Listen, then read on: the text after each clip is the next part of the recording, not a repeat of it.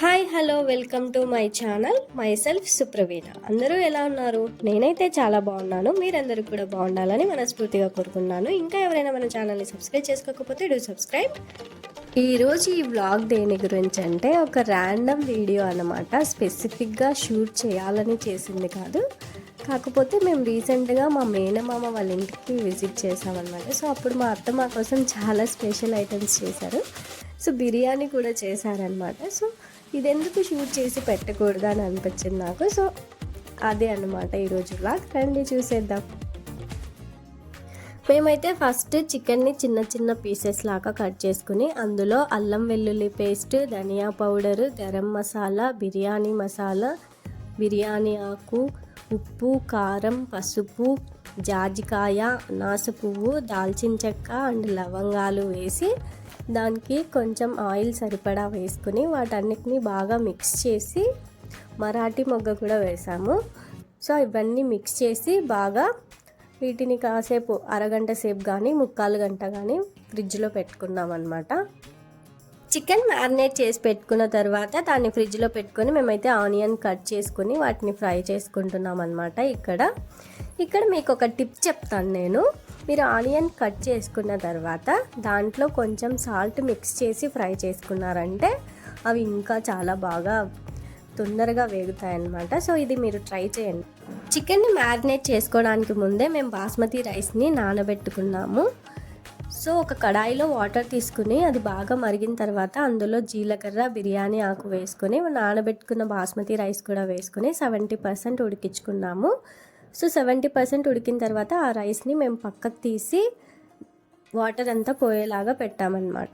తర్వాత ఒక పెద్ద కడాయిలో మ్యారినేట్ చేసుకున్న చికెన్ పీసెస్ వేసుకొని అందులోనే పచ్చిమిరపకాయ ముక్కలు, ఒక కప్పు పెరుగు వేసుకొని వాటిని బాగా కలిపి దానిపైన 70% ఉడికించుకున్న రైస్ వేసుకుని దానిపైన మేము ముందుగా ఫ్రై చేసి పెట్టుకున్న ఆనియన్స్, కట్ చేసి పెట్టుకున్న పుదీనా, కొత్తిమీర వేసుకుని లేయర్స్ లాగా వేసుకున్నాము.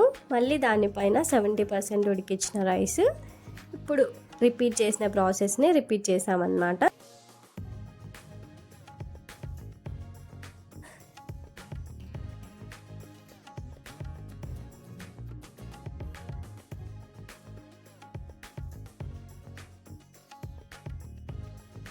లాస్ట్ లేయర్లో మాత్రం ఇంకా కొంచెం నెయ్యి, ఫుడ్ కలరు యాడ్ చేసుకోవాలి మనం.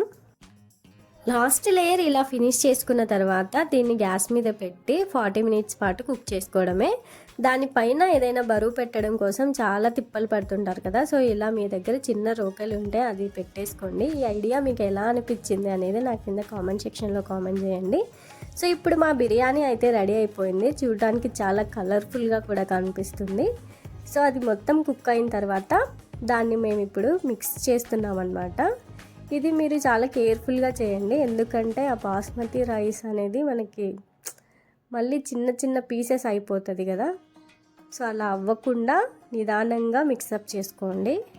మా అత్తయ్య ఈ బిర్యానీతో పాటు ఇంకా చాలా ఐటమ్స్ చేసి పెట్టారనమాట. సో ఆ ఐటమ్స్ ఏంటనేది కూడా మీరు కూడా చూద్దురు కానీ రండి. మటన్ కర్రీ, మష్రూమ్ కర్రీ, పెరుగు పచ్చడి, బిర్యానీ, పెరుగు, సో ఇవన్నీ చేశారనమాట మా కోసం. సో ఇప్పుడైతే మనం బిర్యానీని ట్రై చేసేద్దాం. ఈ వ్లాగ్ సందర్భంగా మా అత్త గురించి మీకు ఒక విషయం చెప్పాలన్నమాట.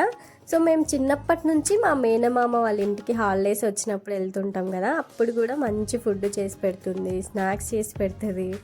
సో చాలా బాగా చూసుకుంటుంది అనమాట మా అత్త. ఫుడ్ దగ్గర మాత్రం కొంచెం తినాలని వెళ్ళినా సరే ఇంకా కొంచెం ఎక్కువే తినేసి వస్తాము. సో అంత బాగా చూసుకుంటారు.